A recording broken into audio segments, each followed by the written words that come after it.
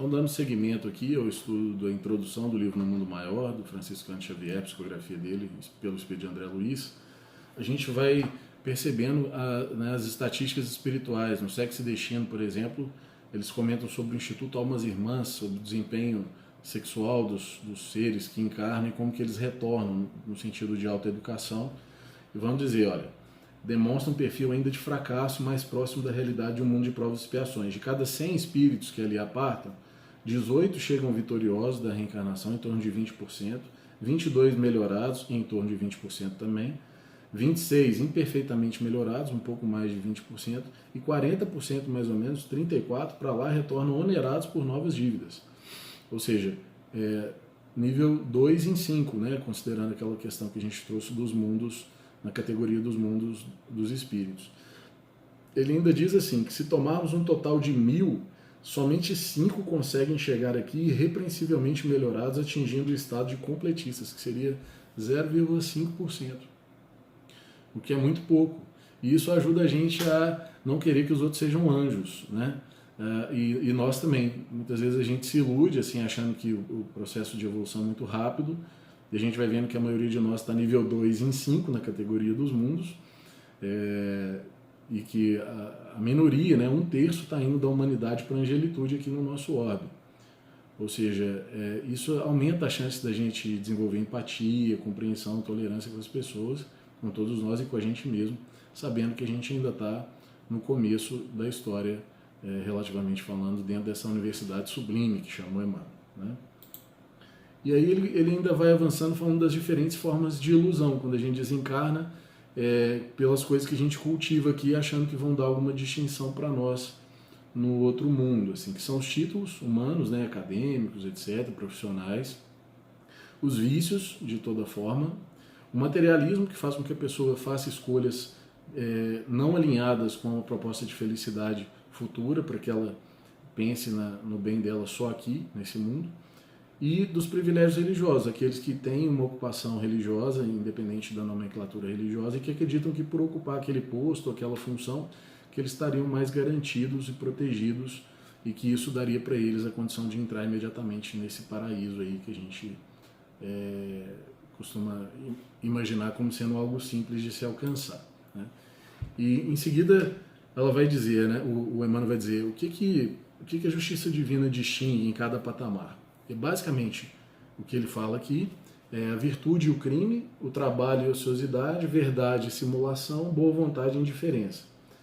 Quem quiser estudar um pouco mais sobre isso, tem naquele livro Pensamento e Vida, que é uma cartilha, né, que o Emmanuel diz que os espíritos que vão encarnar estudam, e que agora ele trouxe para o mundo material para a gente se lembrar do conteúdo, a lição sobre o trabalho, né?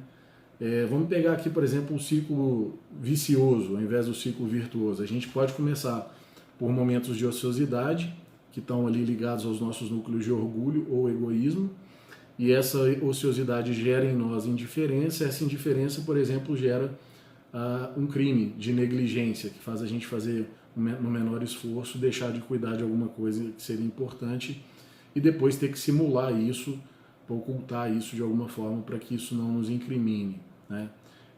Claro que existem os crimes considerados humanos, né, mas também tem, nessa perspectiva mais ampla, a visão da justiça divina, que é mais criteriosa, mas é mais também cuidadosa nesse aspecto, né? A nossa justiça ainda está evoluindo. E, por outro lado, um ciclo de crescimento, de virtude, né, em que você teria aí o trabalho gerando uma perspectiva de boa vontade que vai te conduzir para um desenvolvimento da virtude, e as virtudes acabam sendo reflexos da verdade universal, né? As virtudes que você vai manifestando na medida em que trabalha, apresenta boa vontade, né? Quando Jesus diz paz na terra aos homens de boa vontade, né? No Evangelho se diz paz na terra aos homens de boa vontade. Então fica essa reflexão, só que ao mesmo tempo, considerando toda essa estratificação que a gente está trazendo, não dá para você julgar da mesma forma que ele diz, né? Um selvagem com um homem hipercivilizado, porque para cada um deles vai ser diferente a dimensão do que seria trabalho, do que seria virtude, do que seria boa vontade, né? Do que seria verdade, e vice-versa, do que seria ociosidade, do que seria a simulação, do que seria o crime, do que seria a indiferença, né? Ele ainda diz aqui, o selvagem que haja eliminado semelhantes a flechadas teria recebido no mundo as mesmas oportunidades de aprender que felicita o europeu supercivilizado que extermina o próximo metralhadora, né?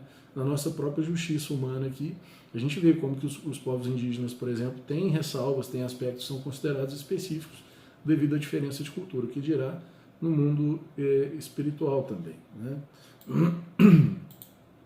E qual que é a obra? Ele deixa claro, né? A obra é do aperfeiçoamento da alma. E se mera obra de arte humana, cujo termo é a bolorenta placidez dos museus, exige a paciência de anos para ser empreendida e realizada, que dizer da obra sublime do aperfeiçoamento da alma destinada a glórias inacessíveis. E às vezes a gente fica ansioso, né? Achando que a coisa é muito rápida, que a gente vai melhorar, uma encarnação já está bom. Ele está falando aí de muito tempo, né? E a missão do André Luiz é deixar claro para nós qual que é o passaporte. Ó. A missão de André Luiz é, porém, a de revelar os tesouros de que somos herdeiros, felizes na eternidade, riquezas imperecíveis, em cuja posse jamais entraremos sem a indispensável aquisição de sabedoria e de amor. E ele grafa sabedoria e amor com letra maiúscula. Eu vou falar um pouco mais sobre isso no próximo vídeo. Até logo.